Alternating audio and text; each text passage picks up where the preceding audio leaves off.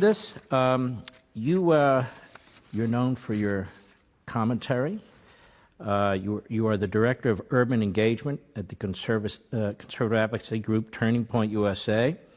You were pursuing an undergraduate degree in journalism at the University of Rhode Island. You left school. You said, that's enough. You launched socialautopsy.com in 2016, a website where you were exposing bullies and so forth. Now, this is very interesting. Candace Owens is an American author, talk show host, political commentator, and an activist. Owens, while in college, launched socialautopsy.com, a website she stated her intentions to expose bullies on the internet by tracking their digital footprint. The site would have solicited users to take screenshots of offensive posts. She started crowdfunding and she kickstarted the startup website, but was later shut down because it was extremely controversial and she got major criticism of anonymizing, doxing, and violating internet privacy. After dropping out of college junior year, her major was, of course, journalism at the University of Rhode Island, interned at Vogue, later moving up to administrative assistant for a private equity firm in Manhattan, New York, moving up to vice president at that particular administration. Fast forward to current, she is on YouTube, has her own show, Candace, on the Daily Wire, based in Nashville, Tennessee. Her website is www.candaceowens.com. She has a bright, bright future. Can't wait to see what's coming ahead. It's just glorious. Let's see her in action. Editor, roll the clip. Fair use. I did not. You've become a fairly recent conservative. That is true. How did you reach that point? Well, I like to say now that the reason I'm conservative is because I used to be a liberal, and I learned a lot. Obviously, growing up in a black household, there's a lot of emphasis placed on black people today being liberals, being Democrats. It's pretty much programmed into us via the public school system that is the only option for us, because Republicans, of course, are racist and they want to harm the black community. And I had a different experience in life, realizing that everything in my life seemed to be going wrong. I was blaming the world for everything that was going wrong. There was no personal responsibility, because in a lot of these liberal movements, you're essentially taught that there's always someone else that you can blame.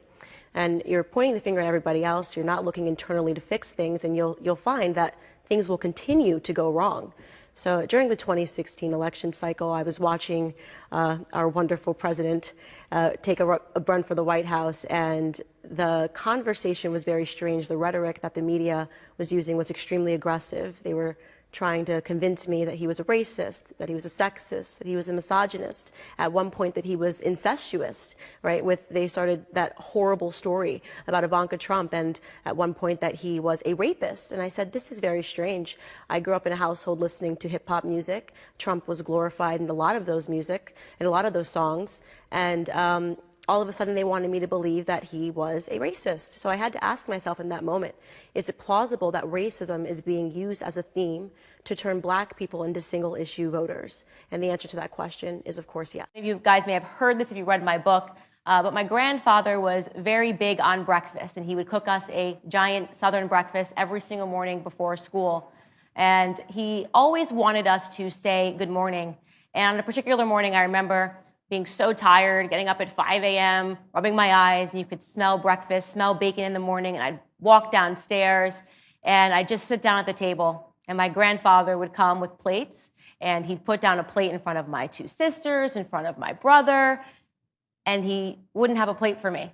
And I'd look up, and I'd go, what's going on? Why is there no plate for me? And he would just pretend he didn't see me and just keep speaking to my sisters, and I'd look up, and I'd say, Granddad, why is there no plate for me? And my grandfather would say, did you guys hear something? And then I registered that I had forgotten to say good morning. It was a very big deal. You had to say good morning or you were not going to get a plate. And the second I said good morning, he'd turn around and he'd say, oh, baby, there you are. It's so good to see you. Let me get you a plate. And he'd jump up and he'd make a plate. And then that was that. I'm older now, and I see the lesson in that. I can look back and I can understand why that was so important to him. And I think the lesson for all of us is you are not a big enough excuse. You are not a big enough excuse. We all get so caught up in ourselves and what we are going through and what we are feeling that we sometimes abandon the basics. Respect and decency are the basics. The small things matter. They add up. The girl handing you your coffee through the drive-through window, the person delivering your package, those are people too. So why don't you forget about you for a second and say good morning? That's the point. And what does conservatism mean to you? Well, if you look at the inverse, I think liberalism to me means bondage, and conservatism means freedom. The freedom to choose, the freedom to have responsibility to go after things in life. It's the founding principles of this country, that any person could come to this country with the clothing on their back and make something of themselves. I learned conservatism through my grandfather. I didn't know that that was the name. I didn't know these were conservative principles. Starting his life on a sharecropping farm, working tremendously hard, 5 years old, picking cotton and laying tobacco out to dry on a farm. And today he now owns that farm. That was the American dream. And we lost that. We gave that up as government got bigger and the individual got smaller. And this is all quite important from a philosophical perspective. You just related it to your own family. Is conservatism about individualism? Absolutely. Is conservatism about a circle of liberty that surrounds each individual that government must never penetrate?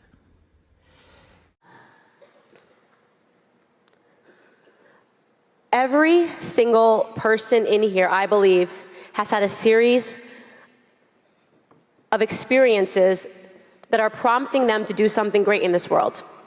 At the moment that you believe in yourself, at the moment that you get back to your center, that you align yourself with the universe, with God, the universe will open itself up to you. It certainly did for me.